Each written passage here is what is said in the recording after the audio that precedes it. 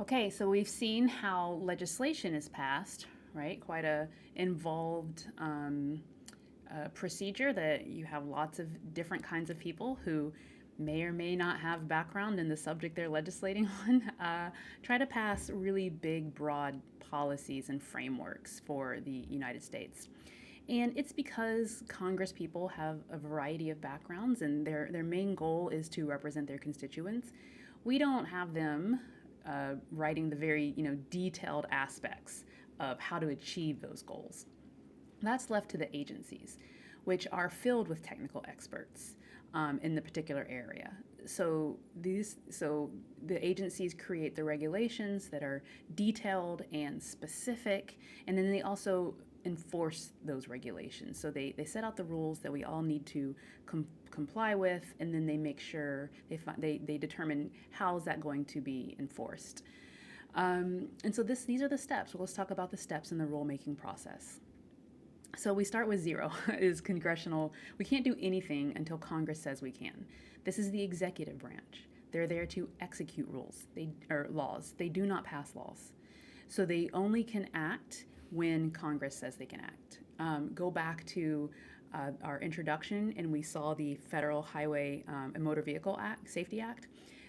Congress authorized the Department of Transportation, or the Secretary of the Department of Transportation, to create regulations and rules for vehicle safety standards. So Congress specifically authorized them to do that. Without that authorization, the Department of Transportation, unless they can find authority somewhere else from Congress, couldn't write those FMVSSs. And so we start with some kind of congressional authority to create the rules in the first place. And once we have that, once we have permission to create the rules, we go into the rule-making phase. And so I have it written here as the pre-rule phase, but this is where we actually draft the rules and regulations. The agency is going to take a look at what Congress set out in terms of broad policies and get to work. And so this can take months, this can take years, depending on how big of a project it is. But agencies will research, they'll gather data, they talk to industry, they talk to policymakers, they talk to academics, they talk to the public. They get all the information that they feel that they need to start writing the rules, because these rules are going to be very, very specific. They're going to hold lots of meetings to figure this out, and they're going to draft their rules. Once they have those rules drafted, those regulations drafted, whether that's months or years, then they publish a notice of proposed rulemaking. And what you see underneath me is exactly what that is. That is the Department of Transportation, the FAA, which is part of the DOT, is doing a notice of proposed rulemaking. For pilot certification. So they're changing the rules around that, and they are issuing notice to the public that they are going to be making some new rules. And this goes in something called the Federal Register, which is available online, and you can go see when you can get an alert when there's going to be a new rule in your area. And so there's a public comment period. They open it up to say, hey, we've done our research. We think we've created a good rule, but we'd like to hear what the public has to say. And so there's a public comment period, typically 30 to 60 days, although it can be much longer if the rule is particularly complex or controversial.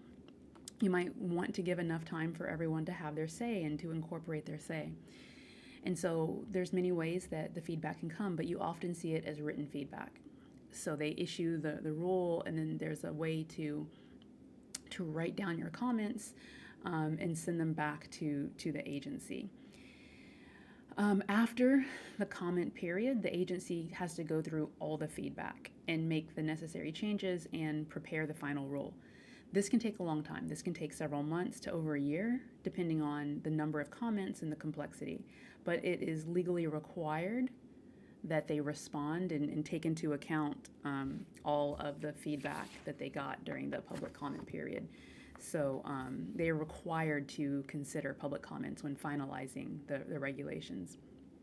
So that can take quite a while, right? And so that's why the public comment period can be quite long. So once they issue the draft rules and they take public comments and they read them all and they respond to them. And by respond to them, I mean make the necessary changes to the rules. Then we get to the agency will issue a final rule, and that also is published in the Federal Register. The final rule includes the responses to public comments and details things like the regulation's effective date. And then the rule is in place, right? And then that's how regulations are created. These regulations can be challenged in federal court by parties that are affected by the rule. And so the courts can review whether the regulation complies with the statute and with the Constitution. So if Congress authorized the DOT to create federal vehicle motor safety standards, and the DOT instead created stylistic standards, like every vehicle must have a spoiler, someone could sue and say that is not the authority, they were not authorized to do that by Congress. And the judges would take a look at the original law and they would make the determination of whether the regulation fell within the authority of the statute, and if not, they could strike it down. I wanted to show you the actual Federal Register that is online for you to view. You can go there and you can take a look at the proposed rules that are in play right now if you want to make any comments yourself. So we have some, here's one again from the FAA, and this is a rule on airworthiness. And so here's a summary. They are proposing to adopt a new airworthiness directive for certain Airbus helicopters, specific models. In here, it tells you the FAA must receive comments by December 2nd of 2024. And you can send comments. You have to follow a procedure, right? They want to receive them in the right place. You can go through the portal and submit them online. You can fax them in, you can mail them in, or you can have them hand delivered. It's up to you. Here's some additional information. So for example,